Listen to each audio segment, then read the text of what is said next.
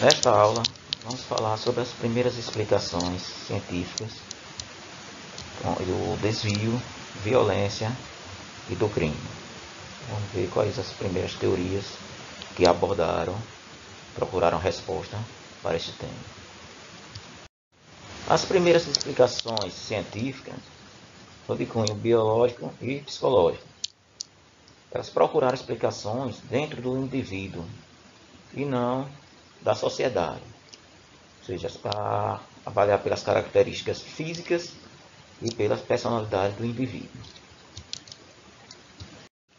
Das explicações biológicas, uma que ficou logo famosa foi a teoria do criminologista italiano Cesare Lombroso.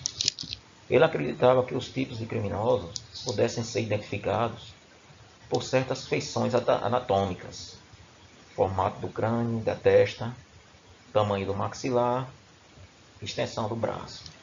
Essas pesquisas desenvolveram-se por todo o mundo e durante muito tempo foi levada à frente com as principais pesquisas. No Brasil, inclusive, temos pesquisadores como Nina Rodrigues e outros que levaram à frente essa pesquisa de cunho antropológico, essas medidas de crânio.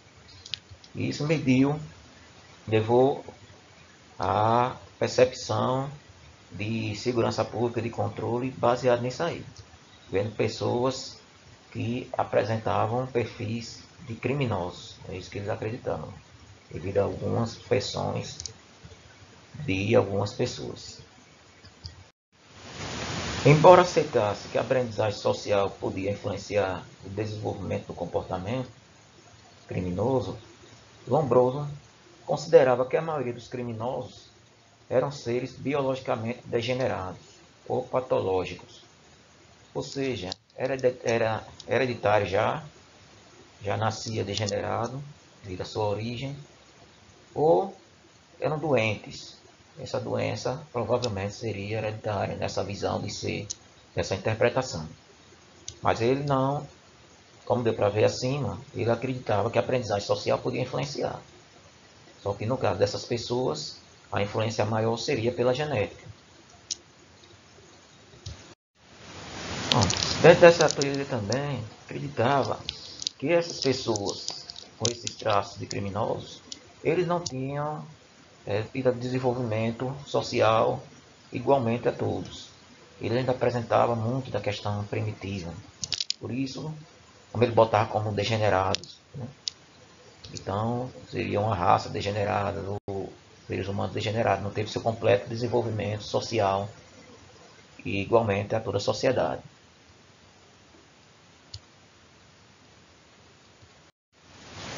Uma outra teoria distinguiu três tipos de constituição física humana, afirmando que um deles estava diretamente associado à delinquência.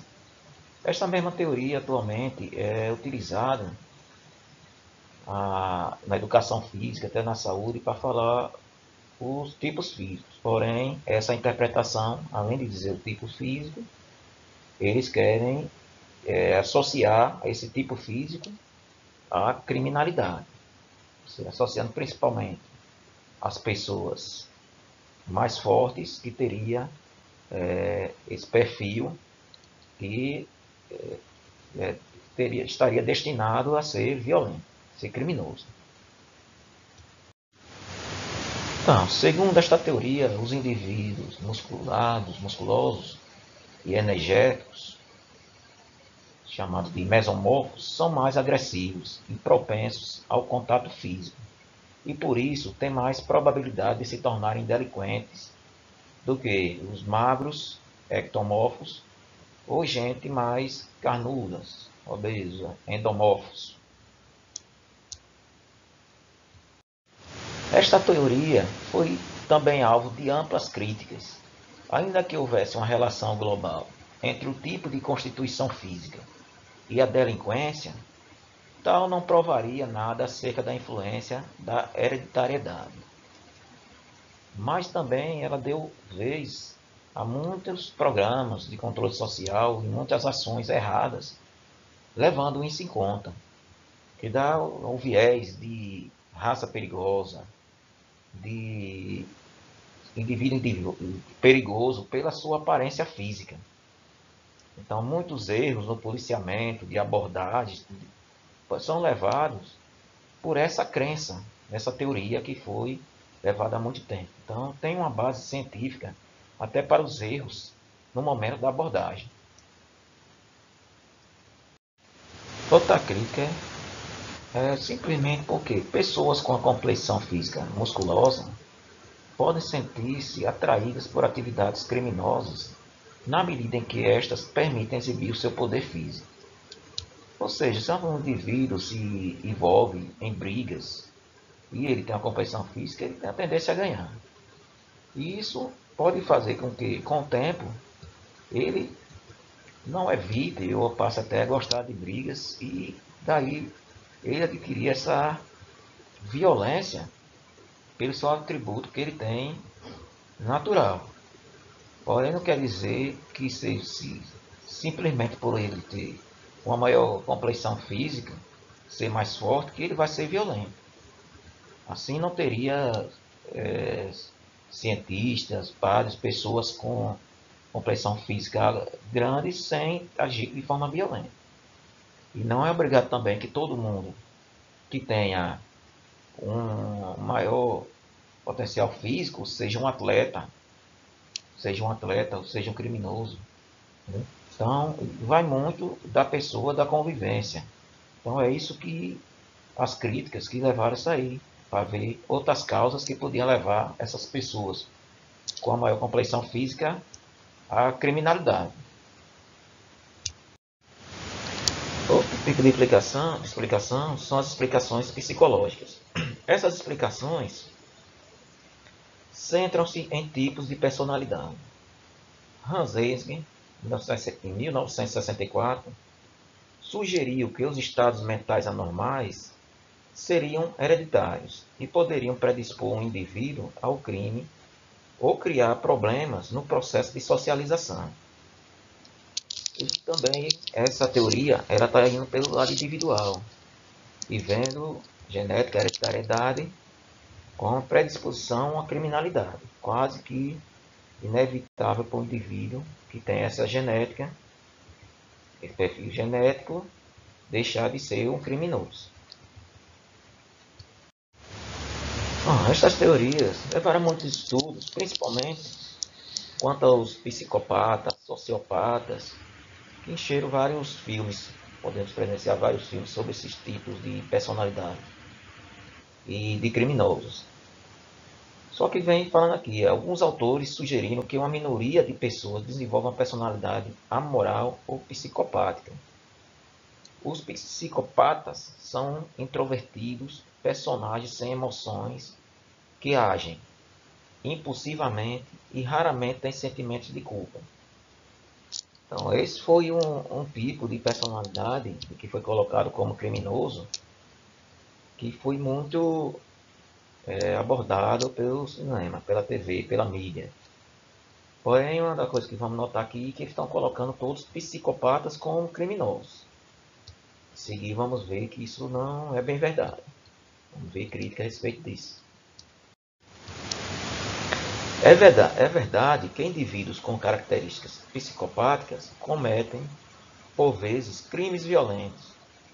Mas o conceito de psicopatia coloca problemas graves. Não é de todo claro que traços de personalidade psicopata sejam inevitavelmente criminais. Então, tem pessoas com dificuldades de convivência que não necessariamente seriam criminosos. É isso que leva essa teoria de ser essa visão generalizar para esse tipo de personalidade ser criticada. Vou levar todas as pessoas com algum problema psicológico, somente a psicopatia e a sociopatia, a serem criminosos. Praticamente todos os estudos sobre pessoas que têm supostamente estas características foram feitos sobre presidiários condenados, e as suas personalidades tendem inevitavelmente a ser apresentadas de uma forma negativa. Bom, pessoal, está aí uma das explicações para que vejam como todos os psicopatas, nessa época eles iam todos psicopatas, como criminosos. Por quê? Porque estavam estudando justamente pessoas que já tinham cometido crimes, e que eles tinham, vamos dizer, diagnosticado com esse distúrbio de personalidade, com esse tipo de personalidade. Então eles não fizeram pesquisas no meio social comum, para pegar pessoas que tenham também essa personalidade de ter dificuldade de lidar, se comunicar com as pessoas e não ter cometido crime, nem ter nenhuma propensão à agressividade. Podemos citar como exemplo, será que não seria o caso de você pegar e olhar para uma personalidade dessa, uma pessoa eremita, pessoa que simplesmente resolveu se isolar, viver sozinho, não se comunicar com ninguém, viver um sítio no campo, só como animais. Será que essa pessoa também não tem dificuldade social de se comunicar com as pessoas? E, e por isso ele não se tornou criminoso, simplesmente escolheu uma forma diferente de viver. Então, como enquadrar todos esses casos como criminosos, como perfis violentos? Esse é o problema dessa teoria. Se descrever os mesmos traços de uma forma positiva, o tipo de personalidade surge bastante diferente, e não parece existir qualquer razão especial para que indivíduos deste tipo sejam inerentemente criminosos, como já havia explicado. Então, basta você pegar pessoas com o mesmo tipo, com esse mesmo tipo de personalidade, com dificuldades de relacionamento, mas que esteja agindo de uma forma totalmente diferente. Em vez de estar cometendo crime, escolher outro caminho. Ou mesmo que esteja vivendo em sociedade, mas as pessoas notam que ele não gosta de muita comunicação, fica calado, mas nem por isso comete nenhum tipo de crime. Não é necessariamente que a pessoa, porque não gostar de se relacionar, que vai ser um criminoso, uma pessoa violenta. Isso vai depender muito da forma como ela vai ser pesquisada, investigada, como vai ser vista. Então, essa pesquisa traz esses problemas. As teorias psicológicas da criminalidade podem, na melhor das hipóteses, explicar bem apenas certos aspectos do crime. Embora alguns criminosos possam ter características de personalidades diferentes do resto da população, é altamente improvável que isso se verifique com a maioria dos criminosos. Então, não dá para pegar um tipo de personalidade e colocar como todas aquelas pessoas com aquele tipo de personalidade vão ser criminosos.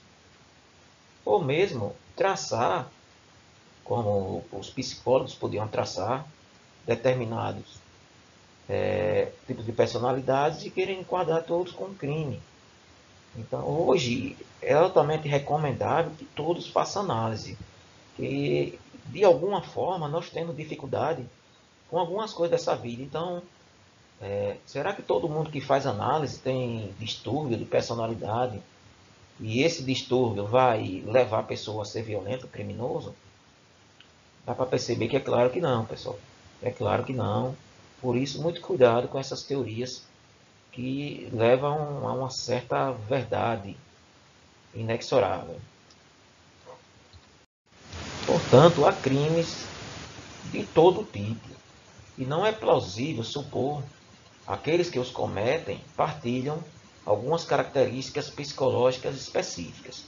É como você chegar no presídio, fazer uma pesquisa, perguntar a todos aqueles criminosos, fazer um questionário e ver se eles têm o mesmo tipo de personalidade. Mesmo se você traçar pelo mesmo tipo de crime, vamos dizer, o homicídio, os crimes mais violentos, você vai encontrar pessoas com personalidade diferente e até de explicações diferentes por que cometeu o crime, o que levou a ele cometer aquele homicídio. Então não tem como você pegar e colocar todos os indivíduos, mesmo do mesmo crime, como tendo a mesma personalidade, as mesmas características psicológicas.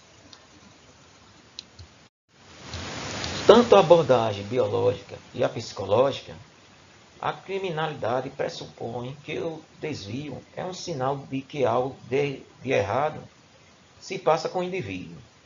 Em vez de se passar algo na sociedade, veio o crime como sendo causado por fatores fora do controle do indivíduo, encostado no seu corpo ou na sua mente, ou seja, algo genético, hereditário, e por isso tinha sua causa nesses fatores individuais, esses fatores do indivíduo, que está nele, é interno. Por isso, sendo assim, se a criminologia científica pudesse identificar com êxito as causas do crime, estas possivelmente poderiam ser tratadas. Se as causas do crime fossem consideradas como doenças próprias de indivíduos, genéticas, podiam ser procurados tratamentos para isso. Isso não estamos falando supostamente não. Muitas teorias foram feitas sobre isso. Inclusive da castração química para os pedófilos, para os estrupadores, já foi proposta. Ou se supor que se a pessoa vai ser criminoso, vai ser um psicopata, por que não matá-la anteriormente, isso aí, condená-la ou prendê-la anteriormente a si? Então, pressupor que essas teorias têm uma verdade absoluta é muito perigoso. Inclusive as respostas para isso aí também é muito perigosa. Haja visto que, como vimos, tem pontos que não tem como ser, tem uma classificação exata dessas pessoas, dessas personalidades, das pessoas que realmente vão ser por esse desvio de personalidade. Então as respostas para isso seriam muito perigosas, mas tem ventiladas aí na sociedade respostas desse tipo. Não se engane, então, pense bem, porque todas as teorias que nós vamos analisar aqui têm esse viés. Todas elas vão servir como parâmetro para algum método de controle social. Como vimos, os métodos de controle social podem ser positivos, que aí veio a educação, as crenças, e negativo, que seria basicamente as sanções e as punições. É nisso que torna muito perigoso você levar só um determinado tipo de abordagem como sendo a certa. No que diz respeito às teorias dos crimes desenvolvidas pela biologia e pela psicologia, elas são, na sua natureza, positivista. Crença na aplicação dos métodos científicos ao estudo do mundo social, de modo a poderem ser reveladas as suas verdades essenciais. Então, como acreditam que é uma ciência, então a base disso aí é aquilo que eu falei no slide anterior. Eles criariam formas de controle social, na sua maior parte negativo, ou seja, com punições ou prevenções de forma rígidas para controlar esse crime. Mas pode também vir formas de controle também, com base nelas aí, positiva, como a própria terapia de ouvido, a educação, dessa forma. Mas o que de melhor, porque ela tendo como isso como científico e como certo, ela criaria formas de combater essa criminalidade e até resolver. É uma pretensão da criminologia positivista. No caso da criminologia positivista, esta foi conduzida com base na crença de que a pesquisa empírica podia apontar as causas do crime e, por consequência, fazer recomendações sobre a melhor forma de erradicar estas mesmas causas. Hoje vemos muito dessa aplicação, no caso de forma da criminologia positivista, só que com outros dados, com os dados estatísticos e outros dados, mas a criminologia ainda leva em conta esses dados. Não é que os dados biológicos e psicológicos todos foram colocados de fora, estão contrários. Não, são utilizados, mas não só isso, de forma como só fossem essas causas. Ver de forma isolada é muito grave, qualquer teoria. Então, o crime não é tão simples assim de se saber suas causas e daí encontrar um remédio, uma solução correta, com base científica.